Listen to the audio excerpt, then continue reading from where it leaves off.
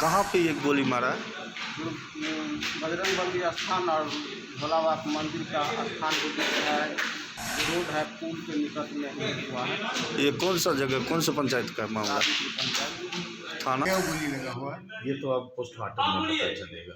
वैसे अभी देखने से इनके सिर में और छाती में गोली का निशान।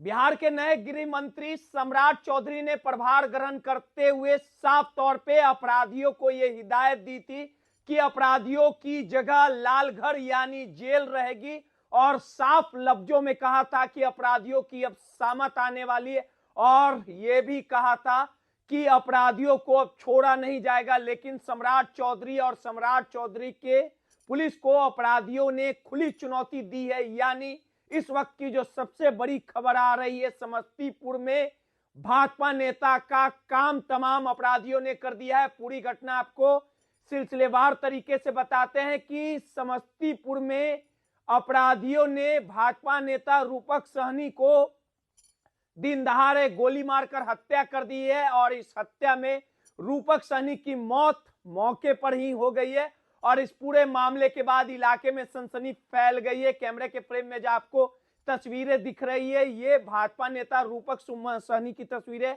और उम्र तकरीबन 23 बताई जा रही है। काफी रूपक सहनी भाजपा के सक्रिय कार्यकर्ता थे और लगातार भाजपा के गतिविधियों में उनकी भूमिका रहती थी। बताया जाता है कि 3 से 4 की संख्या में अपराधी रूपक सहनी के घर के बाहर कई घंटों से रेकी कर रहे थे। जैसे ही रूपक सहनी घर के बाहर निकलते हैं और उसके बाद अंधाधुंध रूपक सहनी पर फायरिंग की जाती है, और इस घटना में रूपक सहनी की मौत मौके पर ही हो जाती है। स्थानीय लोगों की मदद से उन्हें अस्पताल ले जाया जाता है, लेकिन उनकी मौके पर ही मौत हो जाती है। अब इस पूरे मामले को लेके सम्राट चौधरी और सम्राट की पुलिस पर सवाल उठ रहा है कि आखिर अपराधियों के हौसले लगातार बुलंद नजर आ रहे हैं, और इसी कड़ी में जब सत्ता पक्ष का नेता ही सुरक्षित नहीं है, तो आप आम जनता कहीं ना कहीं राम भरोसे ही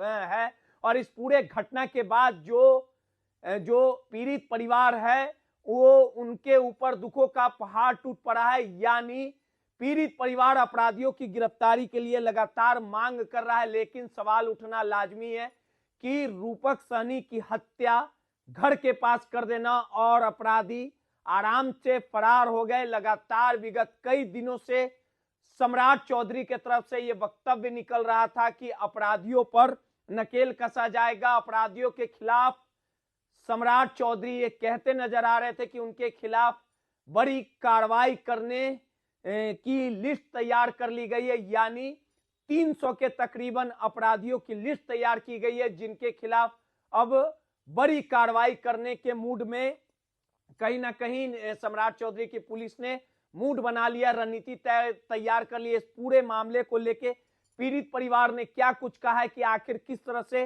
घटना को अपराधियों ने अंजाम दिया, पूरी बातें पहले पीड़ित परिवार की सुनाते हैं। पूरा घटनाक्रम के बारे में आपको बताते हैं किस प्रकार से पीड़ित परिवार ने बयान दिया। तो आपने बाबा मंदिर के पास तब देखे, हम भीड़ देखे, हमने रुके, हम समझे ऐसे कि कोई मारपीट हुआ है।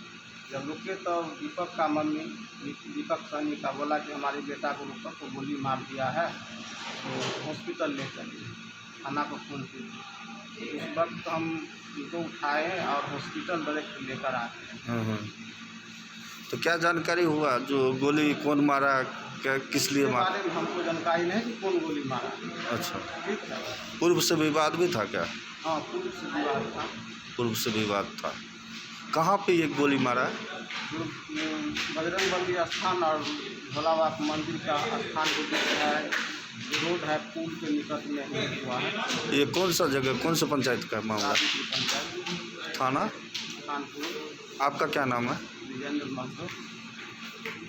आपका भी शादीपुर घर हुआ? हाँ, शादीपुर का हुआ हमारा। अभी सरकारी हॉस्पिटल में लेके आए? हाँ, सरकारी हॉस्पिटल में। हम बाइक से लेके आए थे। बाइक से आया है। ये शादीपुर से जो गोली लगी लड़का आया है, क्या नाम था उसका? उसका नाम अभी हमारे पुलिया पर नोट होता, इसके पहले हमको केस अटेंड करना था, वो हम इनके परिजन से ले लेंगे। लेकिन ये ब्रॉड डेड है, ये यहाँ मृत अवस्था में आए हैं, इनको गोली लगी है। क्या गोली लगा हुआ है? ये तो अब पोस्टमार्टम में पता चलेगा। वैसे अभी देखने से इनके सिर में और छाती में गोली का निशान। क्या नाम बोलते हैं सर? किसका? अपना मैं डॉक्टर राणा नीतीश कुमार सिंह। साफ तौर पे सुना कि काफी बड़ी वारदात है और रूपक सहनी को 5 गोलियां अपराधियों ने मारने के बाद फरार हो गए हैं। अभी देखना दिलचस्प होगा कि इस पूरे मामले को लेके सम्राट चौधरी की पुलिस कब तक अपराधियों को पकड़ पाती है। और गृह मंत्री बनने के बाद जो सम्राट चौधरी लगातार ये कहते नजर आ रहे थे कि बिहार में अपराधियों का सफाया किया जाएगा, अपराधियों पर नकेल कसा जाएगा, लेकिन बिहार की जनता अब राम भरोसे ही है। समस्तीपुर से माई पीडीए समाचार के लिए रोहित कुमार की रिपोर्ट।